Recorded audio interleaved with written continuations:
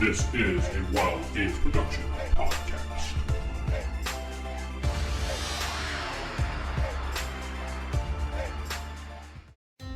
You remember. Roll your stealth roll? Game books, pencils, pizza, cheese puffs, and a hell of a lot of dice.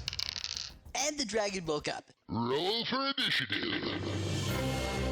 This is the Roll for Initiative podcast, where 1E is the place to be.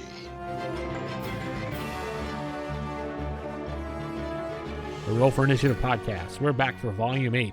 I'm Vince. I'm sitting with Nick. How you doing, man? I mean, how you doing? And back for his triumphant return, DM Matt. Hello, everyone. Yay. Our buddy Matt is back. Yay. Back from Gen Con. Yep, he put up his special interviews. You'll be hearing those in little chunks here and there as special inserts. We'll throw them in between these episodes. I think one is up as of these episodes right now, or at least two should be up at this point, but we'll see. Yes, we did one. I talked with Charisse from Japanime Games. They actually import board games from Japan to the U.S., so they're taking the board games created and made over in Japan, bringing them over here. And they had some interesting releases that caught my eye because they have 3 Robotech board games coming out. Yeah, that's amazing. Ooh. Yes, I got to take a look at 2 of them there. One of them's like a card game where you're all Veritech fighter pilots and you're trying to one-up each other and blow up the most Zentradi. The other is more of like a Castle Panic style board game where instead of a castle, it's the SDF-1. Oh, cool. And it even has a cardboard SDF-1 that you build. So when it goes into fighter mode, you build that. So I have pictures of all of that in the posting for that show. So I want one where the goal is where you throw Lin Minmay out of an airlock.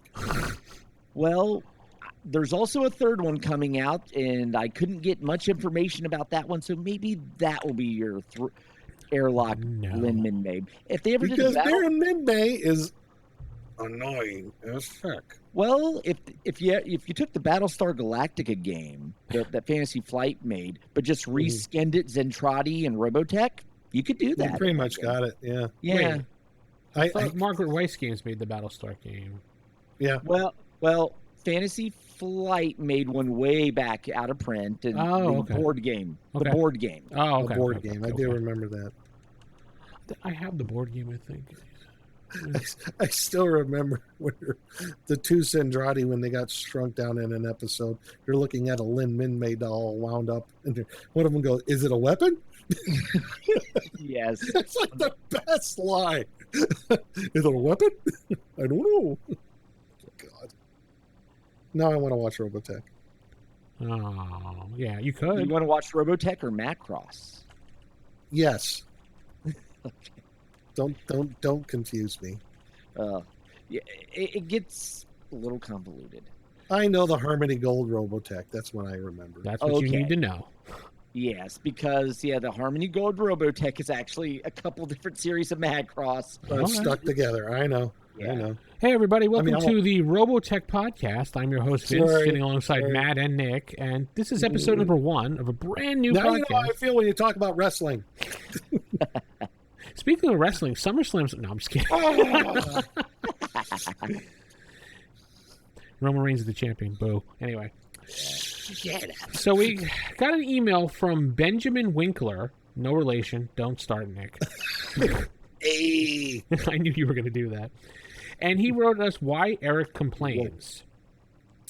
He says, I've been listening to your podcast recaps of the classic Dungeons & Dragons cartoon episodes, and you repeatedly noted that Eric's complaining about Dungeon Master's cryptic advice, arguing that nobody else seems to appreciate the danger they're in, etc., seems reasonable and logical under the circumstances. Was wondering if you were aware of the complainer is always wrong script requirement that the showrunners were stuck with to send the right message. And he gave us a link for an article that explains from one of the writer's point of views how they were handed down this whole edict of how they had to make Eric the complainer in the group, because at that time the whole Get Along Gang show was on, and there was a whole... Oh, yes. So it was one of those... I did not know that. That is weird, wild stuff. Thank you, Did Mr. you Carson. know that, Ed? Yes, sir. That is crazy, kooky stuff. Yes, sir. But it makes a lot of sense. And Yeah. when But it makes a lot of sense. Yeah, I agree. yeah, it's just like nothing ever dies. Yeah. Nothing ever really even gets hit by like a weapon, unless Right. it's like something very, at least nothing humanoid anyway. And yet there are episodes in this series and others where you kind of like, how did those 3-4 seconds get past the censors? Well, we can ask all those questions and more when we have a special guest coming up very soon. Ooh, do tell. I don't know. Should I tell? I don't know, Nick. What do you think? Should I tell everybody? I don't know. All right. Well, It's up to you. It's your show. it's our show. Stop it. We No, when things go wrong, it's your show. Okay, so it's going wrong right now. We derailed it. Yes, it is. I sent a message to legendary cartoon writer and creator of various 80s cartoons, Buzz Dixon, who you may be familiar with because he was one He of the... did the last episode I covered. Yes, he did. And he also did, I think he did some more later on, but he also did G.I. Joe, was Yes, like he one of the did. head honchos for G.I. Joe. He did Inhumanoids, among things, plus a bunch of other cartoons if you look up his name. I mean, his list is on and on and on. Alvin and the Chipmunks, Tiny Toons, Buck Rogers. He did Tiny Toons? Yeah. Yeah. Sweet. Visionaries. I mean, Yeah. G.I. Joe the movie. He was a consultant on G.I. Joe the movie and My Little Pony the movie. I just watched not G.I. Joe. Wow, I was thinking Transformers, but G.I. Joe the movie? Yeah. Cool. He has an interesting story about how he got the Cobra La name, and he'll tell us, but maybe he'll tell us about that if he has some time. But I invited him on the show to talk about his experience with the Dungeons and Dragons cartoon and to tell us the stories about how he was at Gygax's house over in California at the time and how they were playing miniature Dungeons and Dragons with G.I. Joe characters in the backyard and how they made up stats for it and stuff and blah, blah, blah. You missed one of the most important ones. What? He did Thundar the Barbarian. Yes, Thundar the Barbarian as well. Yeah. I loved Thundar the Barbarian. Yeah. Loved that cartoon. Loved it. Right. We all did. It's a great cartoon. I mean, It's the best cartoon. if you remember if you remember Gamma World, that was Thundar the Barbarian, man. Yeah. Yeah, definitely. Alrighty, cool. RFIstaff@gmail.com is our email address, and you can write us there, or you can head over to facebook.com/RFI Podcast and leave us a message there. But we'll be right back after this.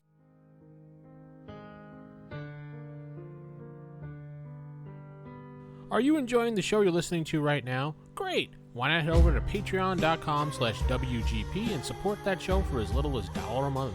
$1 a month goes a long way to helping support the network of Wild Games Productions. Again, that's patreon.com/WGP. Thank you.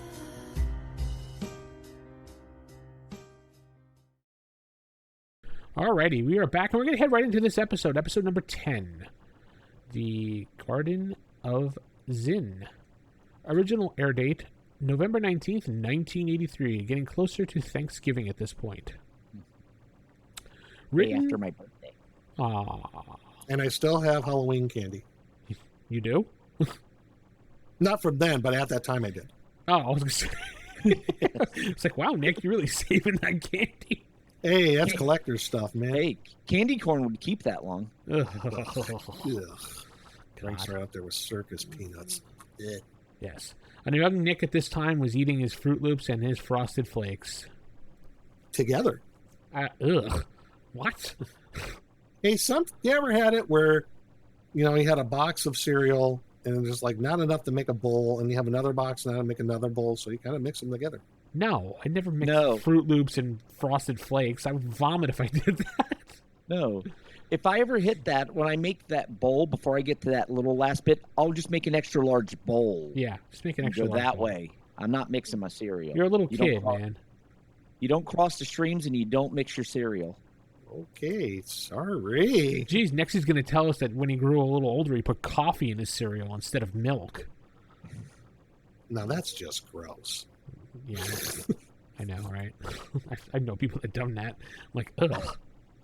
Ugh. Cheerios and Anyway. coffee, yeah. This was another episode written by Jeffrey Scott. Hey, He's great Scott. He's quite busy, Mr. Scott. Mm. IMDb rated this 7.7 out of 10. Seems like all these episodes are in the 7s out of 10. We only had one that reached 8 so far. But still very highly rated, most of them. Yeah, and it's not like this like 1 or 2 reviews. It's like 40, 50, in that range of reviews. So people that are reviewing this have a general consensus of what they think this episode is rated. So in the 7 to 8 range, all these episodes, which means classic, good. Not perfect, but really good. So, anyway, summary for this episode. Bobby is bitten by a poisonous creature, and an antidote can only be found at the Garden of Queen Zinn. Will his friends be able to find it in time and convince the queen to give them the cure? Oh, boy. So the episode opens up with Eric and Bobby chasing a creature that's rather small with wings, trying to grab it. Yeah, like a little green dragon, it looked like. Yeah, I couldn't figure out what it was, but probably was it a Pokemon? I don't know. Oh, Possibly. Oh, God. Yes. Who knows? According to the Wikipedia, it's a dragon turtle. Okay. No, that's later on what you're thinking. That's later on. That's okay. That's the yeah. Oh, yeah. This is more the Godzilla villain. This is the little creature they're trying to catch as it gets trying to fly in the air. They're trying to find food at this point. Okay. Right. Yeah. So they want to get the creature, and then they're like, quick grab before it gets away, and the thing goes into a hole in the ground, and they both go plunk right on top of that. Then Uni comes over and pretty much laughs in their face. And give us a Uni laugh there, Nick. And then we hear the group say that they're disappointed, and then there goes lunch, and Hank mentions we'll be eating berries again. So I guess they were eating something. I mean, good job, leader. Way to go. Diana's nowhere to be found, but then the camera pans over to her near a small lake. Well, she has like a makeshift fishing rod. Looks like a stick with a rope on it, pretty much. Pretty much. She has something caught on it, and she needs help. So Bobby and Hank run over to assist, and the three struggle to pull it out of the water. And it's this huge creature, which is the dragon turtle, but it's not really. Eric's wishing for shrimp cocktail. Yes. It's the dragon creature, but the dragon creature does the dragon turtle, excuse me, from the Monster Manual. Well, I'll tell you in a second why I think it's different. But anyway, I don't think this is a dragon turtle. They list it as that though, which is weird. But yeah, if you look at the script and everything, it says dragon turtle. So there's no shell though. Yeah, I know. Anyway, so it pulls out of and it's this giant like turtle-like creature, and Sheila obviously goes invisible as soon as she sees it. Diana drops what she's doing and gets away because the creature tries to grab her because Hank just shoots a bolt at it and it kind of goes and drops her. Bobby steps up to battle the creature like he always does, but of course Sheila distracts him and pulls him back. He's like, hold my bear. Yeah. I got this. Just as he's about to get chomped on, she goes, Bobby, no! And pulls him back. And Bobby's forearm gets like nibbled on. You see like a little red mark on it. Gets a little scrape. Yeah. Bobby gets it's only a flesh wound. Bobby gets rid of the water creature by bashing it with water. Yeah. I'll let that sink in for a minute. Big tidal wave. Yeah, I'll let that sink in for a minute. Anyway, the creature runs away all makes no sad. sense. I agree. The group asks if Bobby's okay, and he says, it's just a scratch. I feel okay, and then passes out into Sheila's arms. I think I smell an Emmy Award coming for that.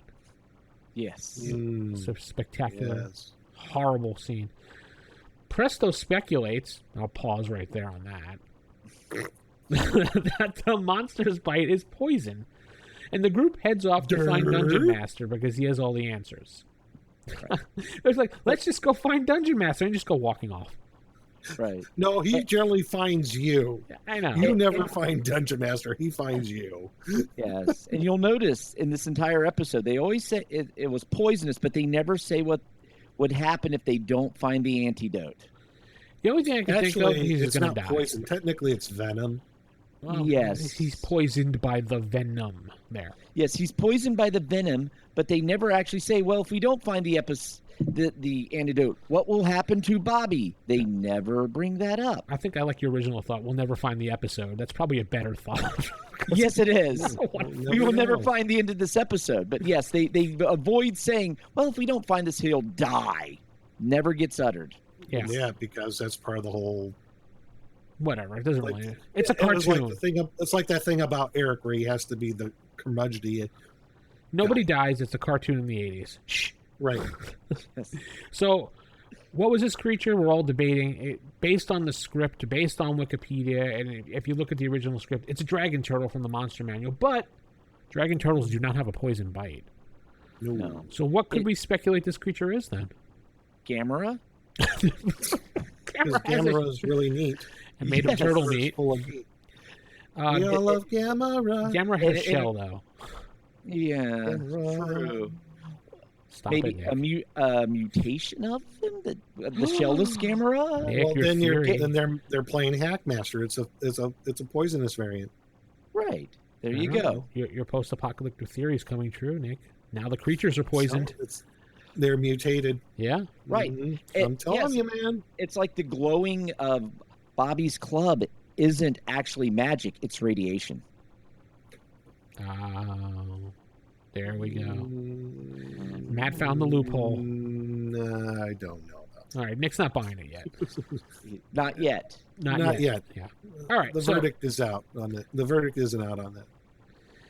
cut to the forest where we can assume the group has been walking for a while with Hank carrying Bobby, and then Bobby mumbles, "I gotta rest," as Hank nods and places him on the ground next to the tree. As I scream at the screen, "Rest from what? You are being carried." Hank needs the rest. Like I said, does he need a pillow? Yeah, does he really need a pillow? I mean, You need come his baba, his blankie. No, that was last episode. on. Oh. Oh, We find out that at this point, Bobby has a fever, and Eric wonders, is there a local drugstore around here? Yes. There's a CVS right around the corner from that tree, buddy. But no, around that tree is, guess who?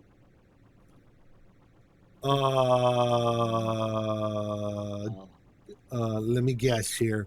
Its name starts with dungeon, ends with master. Yes. Who comes from around behind the tree and says, no, there is not. So he knows what a drugstore is. Told you, post-apocalyptic Earth. And Sheila's like, fix him with your magic. Make him better.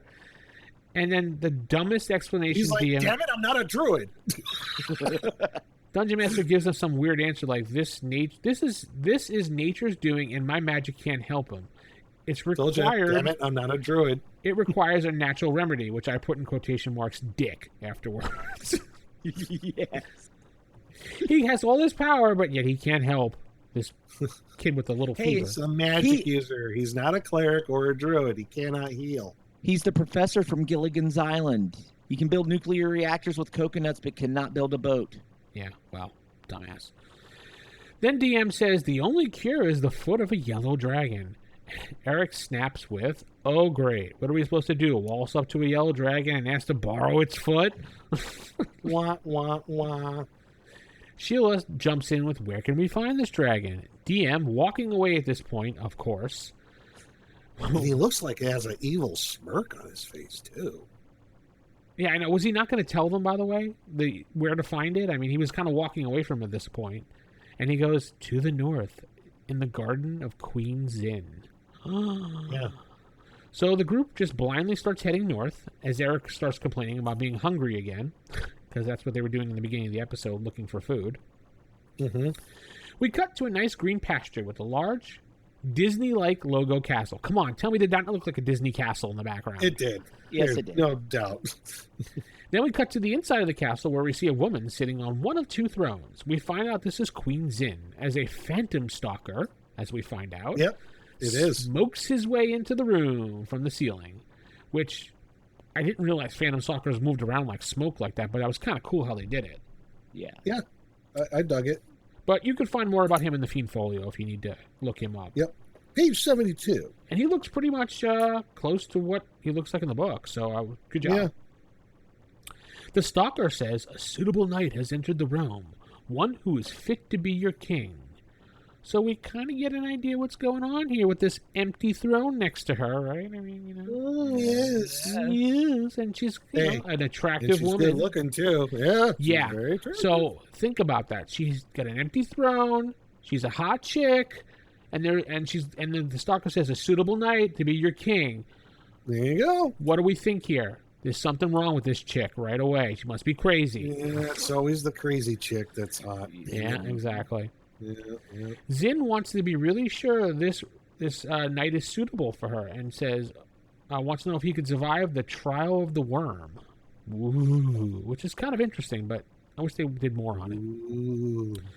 The stalker thinks the magic weapons Dungeon Master gave the knight should allow him to survive.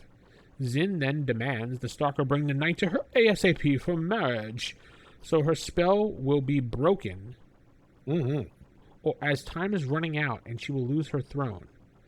So I'm thinking, Eric is the knight? Give me a break. No. Yeah. Well, he's got the shiny armor. If you were to take the 8x10, he does look the part. So we find out hot chick needs a husband, has a spell on her. So what is she up to? Is she evil? Is she good? We don't know at this point yet. We just know that she has a spell. I'll break that spell. Yeah, at the end of the episode, I don't think you want to break the spell, but whatever. Yeah, I know. So then we cut back to the group. Hank is holding Bobby as they walk through the jungle. I'm surprised he didn't need another rest again, but anyway. And Presto questions if this is the right way or not, questioning Hank's ranger ability again. But Hank just says, we just need to keep heading north. That's his answer. Just keep heading north. Trust me. North, Miss Tessmacher, north. Yes. Eric gets annoyed again and complains about being hungry again. And it just says, I'm just going to go get some food. Yeah. And they're just like, all right, whatever. And they just let him wander off. And he finds a bag of food. Which makes me crack up. It looks like a grocery bag of food from the grocery store, the way they drew it. Yeah. In which he's like, bag of food. Anybody's food? Nobody answered my food. Yep. So he just basically takes it. Mm-hmm. I'm saying to myself, gee, nothing fishy about you looking for food and finding a whole bag of fresh food. I don't know. And then a pig man shows up and taps Eric on the shoulder as he freaks out. And Pig man? I thought he looked like a horse. Yeah, it said he looked like a pig to me, but yeah, maybe a horse. And he talks like this, or kind of, sort of. Yeah, he talks like a really weird person. He talks like this. So he taps Eric on the shoulder and he freaks out, and Hank comes running like a shiny knight in armor and shoots it with his bow. Oh, no, he goes to shoot it with the bow, but the creature says, no, don't shoot. I mean you no harm. Of course, Eric says he's lying. Let him have it. And the creature says, no, he was going to steal my food, and picks up the food bag from Eric. Hank lowers his bow. I just went for groceries. I just stopped at Pathmark, and I got my groceries, and I had to stop to take a dump.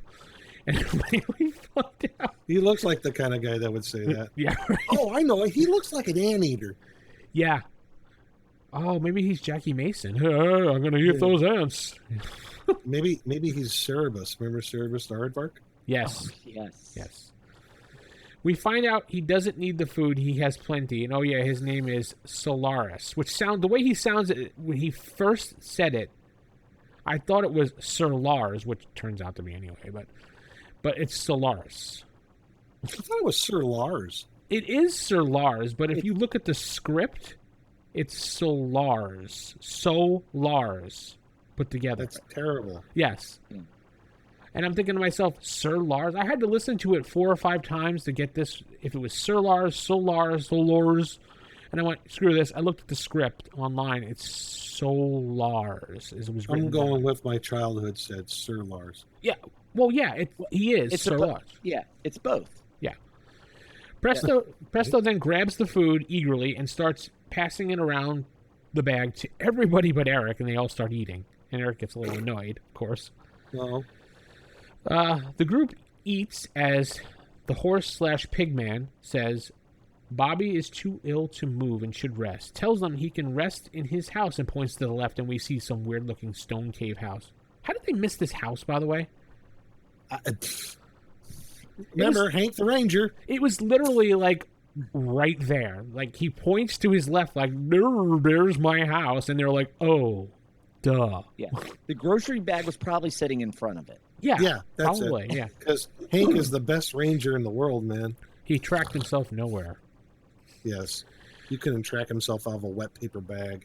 Ooh, that was some fighting words, man. Oh, bring it, animated character Hank. Willie Ames is going to come after you, buddy. Oh, was Bible Man or Hank? Which one? Anyway, Sheila opts to stay with Bobby as the group mentions they need to go to the garden. The pig guy, the horse guy, freaks out and says, "There's nothing but evil there." The group convinces him to tell him where the garden is located. He says, "Beyond the dark forest, beyond the valley of the smoke, that'll be the way," and points to the left again. Everything's to the left. It's like, Exit stage left. The group leaves as Bobby, Sheila, and stupid Uni stay behind. Thank God. I have to hear Uni for a while. No sound effect, Nick? Well, Was that a no? well, Okay. Now we cut to like a valley of sorts, and we see some smoke coming from holes in the ground. I guess it's a plains with like, what do you call those? Volcanic holes? Volcanoes? Yeah, I'm thinking that's what Yeah. it was. And of course, there is a fork in the road. Like of course. it looks like a yellow brick path and fork of something. It's just weird looking. The group discusses the situation, saying Solars did not mention a fork in the road. Eric, with the voice of reason, as always, says, "Knew we couldn't trust that creep. He's probably selling Bobby and Sheila to Avenger right now as we speak." Diana starts getting worried and asks if they should start going back. And then DM shows up and exclaims, No, always go forward. Just follow the road to the south." Which Eric snaps with, "Well, why didn't you tell us that before?" And then DM just goes, "You didn't ask." You didn't ask. The group starts heading off, and Hank says, "Hold on, didn't you notice something strange about Dungeon Master?" Yeah. And then this is the best line. Eric says, "Strange? We're walking through a valley of smoke looking for pickled dragon's feet. What's strange about that?" I know, that was awesome. Hank and Eric didn't make note of this being way too straightforward. So Eric goes, "Hey, DM buddy, old pal, you're normally a dick. Why are you being so straightforward?" And he says, Yeah. "Let me ask you a question, buddy, old pal of mine." And he says, "Of course." He says, "What name did you give me when you gave me the shield?" DM could not.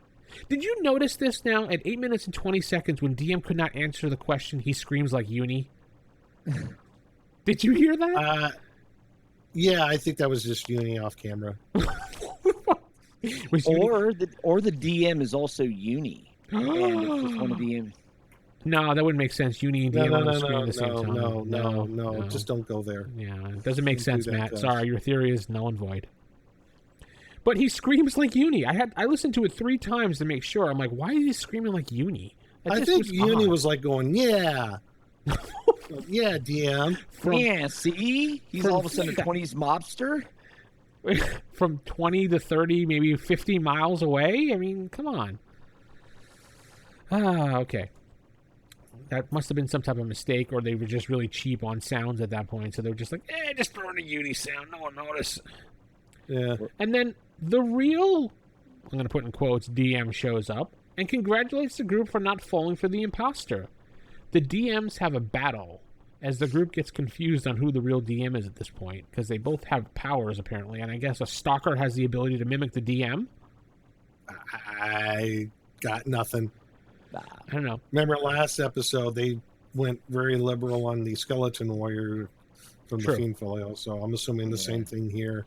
Finally, Hank makes a decision and shoots an arrow, as usual, at the bad DM as it wraps around him, and we see him morph into the stalker, who screams something about, being useless, and, that's not really, you're gonna be sorry because I'm the real DM, and leaves.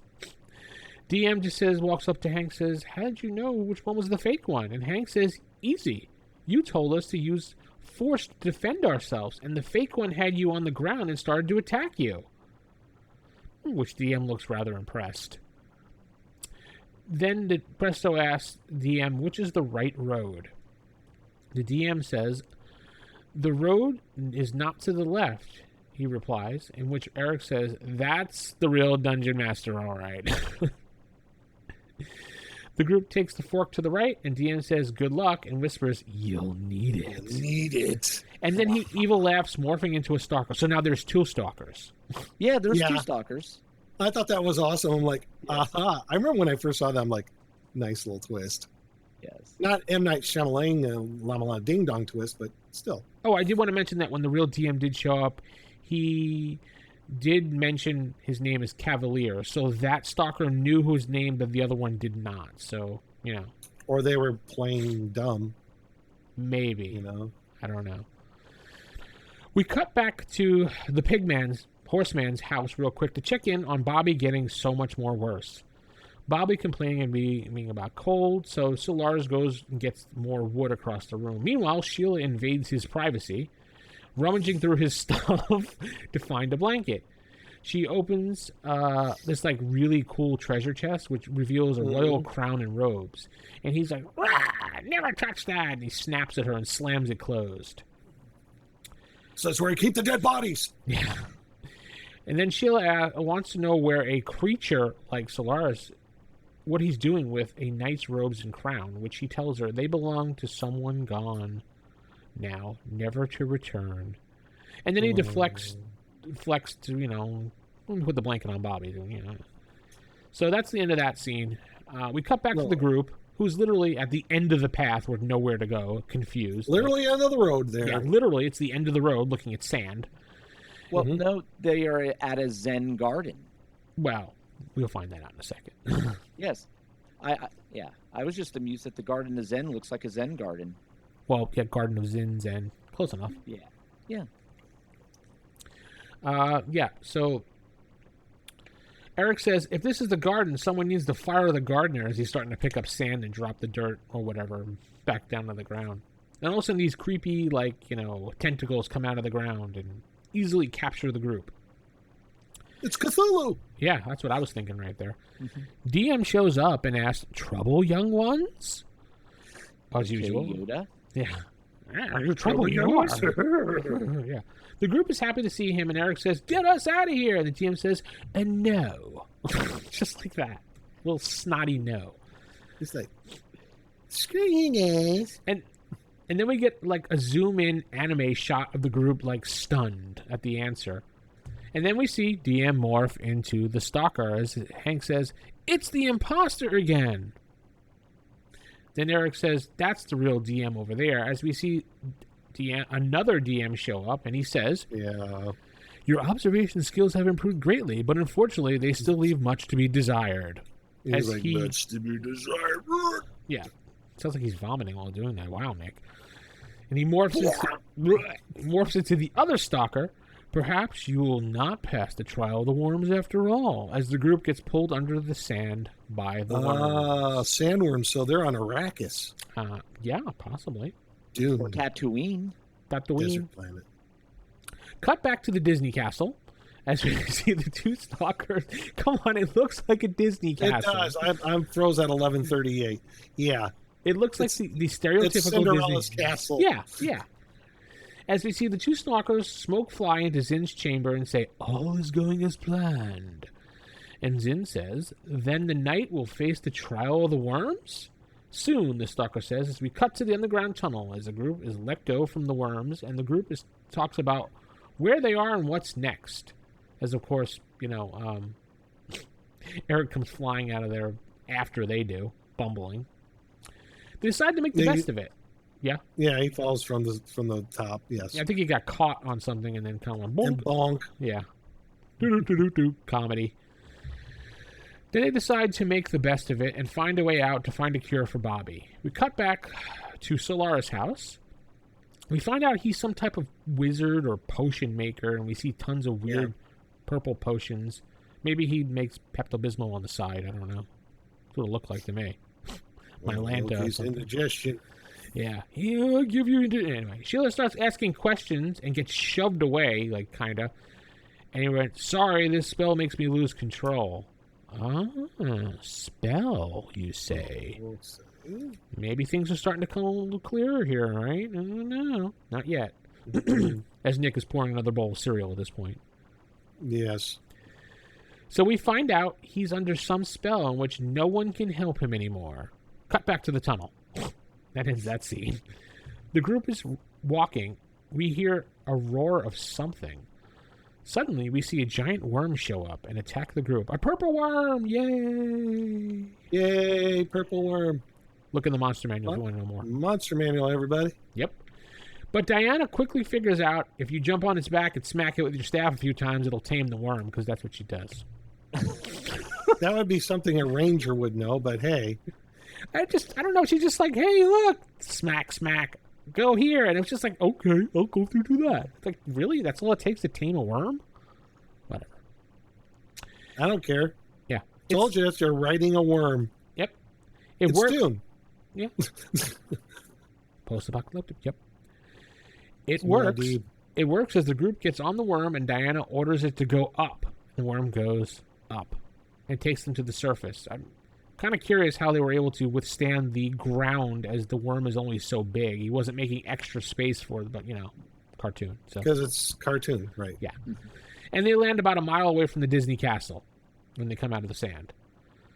Soon as they are about to leave and let's go check out that castle, the stalkers show up and smoke form and tell them, you have survived the trial of the worms. Queen Zinn requests your presence at once and engulfs them and takes them off. Yes. They appear back in the throne room, which Zinn explains nicely that she is happy and has chosen Eric to be her new king to rule the realm with her. He's like, yeah. Well, not at first. At first, No. Eric refuses, but then quickly comes around as the queen shows him crowns and jewels, telling him, why not let them keep searching and you could share the wealth of the throne with me? Because Eric complains, well, I have to find my way home, And then Eric basically says, well, if he's going to be stuck here, why not live here in style? Of course he would say that, right? Mm-hmm. Not that she's hot or anything. It's all the bling.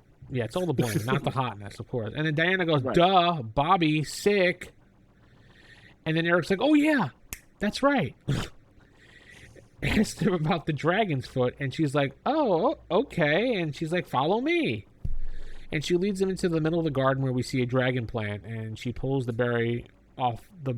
She's like, this is the dragon, and this is his foot, the bottom of the plant. She pulls off a berry and gives it Did to she Hank. pull off a berry or she scraped off the foot? I don't know. It looked like a berry to me, or she... I guess Yeah. so. Or I don't know. A It was chunk like of a it? Or, bloom.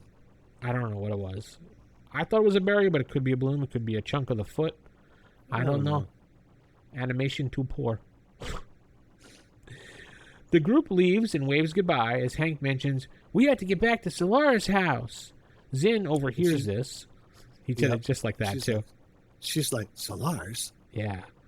She gets annoyed and tells the stalkers to prevent them from getting to him. We now cut to the group walking in the forest again, and then the stalkers show up and say, this path is off limits. In which they're like, oh, gee, all right, we'll turn around because it's off limits. Attack! And then they just go, attack! And a battle ensues. Presto attempts hat magic, but gets scared and shoves the hat on the stalker's head in the middle of doing a spell. Does not count. Damn it. I'm going to have to say that's a failure because he started doing it and then he just goes "Brr!" and throws a hat on the stalker's head. What do you think, Matt? All right. Yeah. Not useful. Not useful. No. The commotion attracts Solaris and Sheila, who happen to be, I guess, right around the tree again. And Solaris knows, that's danger. That must be Queen Zinn. No, he doesn't actually say that. But my friends, they're in trouble, which he automatically equates these sounds to Queen Zinn. So, Right. we cut back to the coronation or wedding or whatever, which turns out to be a bit more complex than Eric was expecting.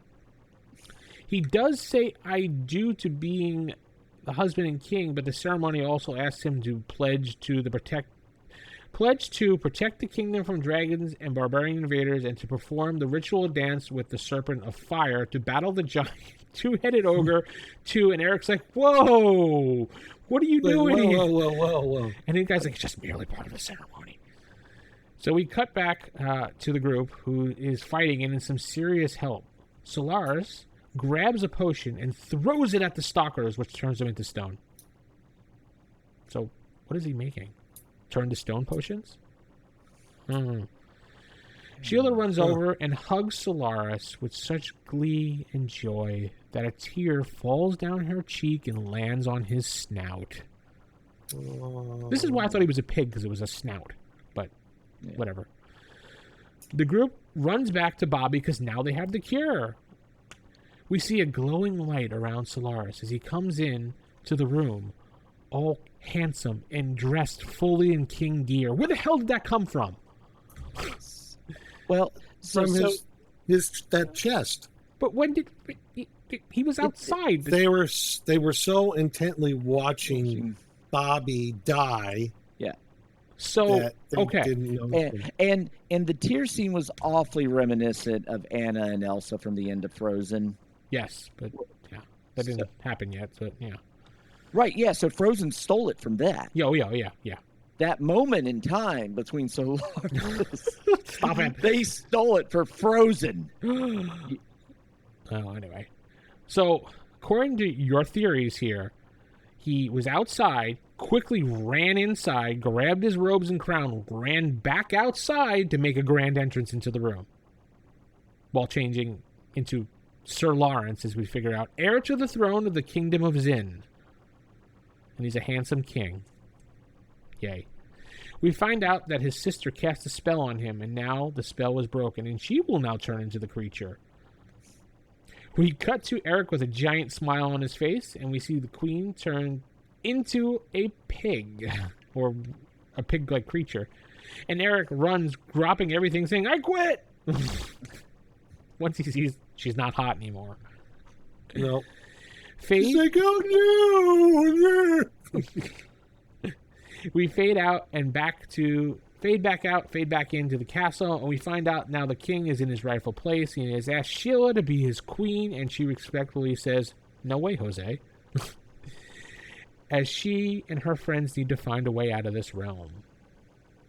After all the hard work is done, Dungeon Master arrives to praise Sheila's decision not to marry King Lawrence. "You have seen the true person beneath his monstrous appearance," he says. Eric, angry at Dungeon Master, says, "Speaking of which, I see right through you, Mr. Imposter," as he grabs the DM's He pendant. grabs DM. I'm like, dude. You don't grab the DM, dude. Never. When DM claims that he's the real deal, Eric says, "Well, if you're the real Dungeon Master, then I'm a blue-nosed baboon." Baboon. And of course, Dungeon Master's magic pendant turns him into a blue-nosed baboon. And DM's like, and DM says, "A blue-nosed baboon? What a strange choice." The group laughs and Eric turns back. End of episode. Yes. The end. Side note, first episode we've seen with no Venger. You're right. Yes. Notice that at the very end, I said to myself, no Venger There's no whatsoever. Avenger. Yeah. We're actually expanding upon the realm here. if you will. Yeah. Yes. Yeah. Yes, with a heavy Disney influence, because we also had a little Beauty and the Beast thrown in there. Well, at the end it as is the post-apocalyptic Florida. So Yeah. I have a couple links yeah. I'm going to throw in. One being the one about, that was from our email, about the complainer thing from the 80s, talking about the writer's perspective of why he had to shoehorn this in. Also, another link that I found on Amazon called The Grand Tour of the Forgotten Realms, written by Jeff Grubb. It's a comic book addressing the kids as they're all grown up in the realm. Oh. Yeah, I didn't know it existed. It came out in 96. I was looking up stuff for this show episode, and someone mentioned this comic book, so I started looking around for it, and I found it on Amazon, and then I looked up the name, did a little more digging on that, and supposedly it addresses the kids in their older age. I guess they apparently never escaped, according to what Jeff Grubb wrote. So, yeah. So the last episode, even though it was written and performed, it never happened. So, whatever. Or maybe they got sucked back in. Knowing them, they probably did. Hank probably led them back in. Oh, look. Yeah, it was like as soon as they got home, they hopped back on the coaster. Wait, I left my wallet on the coaster. It was 1996, so maybe it was, hey, look, it's an advanced Dungeons and Dragons. No, I'm kidding. Yes. Second edition. Let's go. And Eric's like, oh, come on, No, dude. we're going to play Magic the Gathering. Yes. All the cool kids are playing that now. Oh my god, I remember that back in the 90s. It was like, we can play some Magic. Let's go down to the store and play some Magic. And I was always like, Geek I Poker. got caught up in that arms race too. We always made fun of it saying Geek Poker, even though we were the geeks too playing D&D. But yeah, different story, different time. I mean, Like geeks made fun of nerds. geeks. Yeah, they were the lower form of geeks, you know. And I also have a video that goes over the 12 known and unknown facts about the Dungeons & Dragons cartoon. If you watch the cartoon before in its entirety, you pretty much know all the facts. Maybe there's like one thing in there I was like, I forgot about that. So Presto did nothing with his hat that was useful in this episode. Absolutely not. Nope. He was a waste of space. Yep, pretty much. I agree. So this episode could easily be turned into an adventure. You following the exact format of this. Mm-hmm. Yep. The DM could be replaced by a tour guide of some sorts, maybe. I didn't even think you would need that. Maybe. Yeah, I guess if you don't want to add that in, but if you want to add the you aspect, could easily strip that out and just have it as is. They get sent to the Zen Garden, fall down the hole, and boom, worm. yeah, true. But yeah, you can easily just cookie cutter this into an entire adventure wrapped around the same plot. Have one of the characters, or even an NPC, for example. You can start the adventure off with an NPC being attacked by this turtle creature, and the group has to go rescue them, and then the person gets bitten, and then the person's like, oh, it's my daughter, and she's gonna die, I need the cure, and he's like, oh, we'll go to the Garden of Zinn, I heard that the dragon's Yellowfoot's the only thing that can cure it, and then there's your adventure. Yeah. There you go. Yeah. Or you could even just keep this in the old bag o' tricks for if someone were to get poisoned at some point through some other means, and this is the side quest they got to go on for it. Yes, that's perfect. Yeah, even better. Cut out the dragon turtle altogether. Hey, it's a poison. Here's what you got to do. Mm-hmm. Yep. Side quest. You can add everything, including the whole king queen thing if you want to. Well, minus the wedding part, but you can all add that all in. So yeah, good episode. I liked this episode. It was pretty good. Yeah. You guys, Yeah, it's a good one. All right. And I didn't notice that until you mentioned it. It's like, oh my god, yeah, there's no Avenger in this. Yeah. one. First episode, we have no sign of Avenger at all. Huh. Hopes and dreams of going home. Dashed. Yeah. It's like they find ways and then they. Yeah, and in fact, the whole episode wasn't even about going home. It was about helping Bobby. Yeah. So. So. Dungeon Master, dick all along, because you know, yeah. Dungeon Master, as we find out later on, has the ability to send them home, but just doesn't do it. Because he's such a dick. Yeah, because he wants to torture them. That's why. Yeah, it makes you wonder who's evil. Yeah, Venger's probably the good guy. We just don't know it. He's misunderstood. Mm. Maybe Right. Venger just wants to go home too. Yeah, Venger's been trying to fight the DM to free the children, and if he could get their weapons, he could defeat the DM and send the children home. But no, the DM manipulates. Now that's the an children. M. Night plot twist if I ever heard one. Right? All right. Well, have you watched Requiem? It was the actual final episode. They didn't film it. They made it into an action motion comic.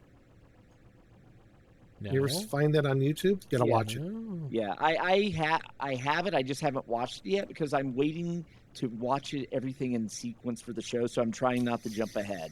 Okay, I won't. No spoiler then. All right.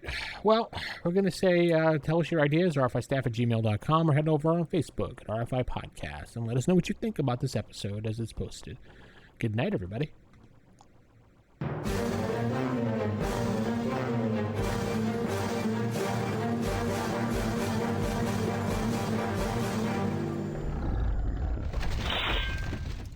Roll for initiative.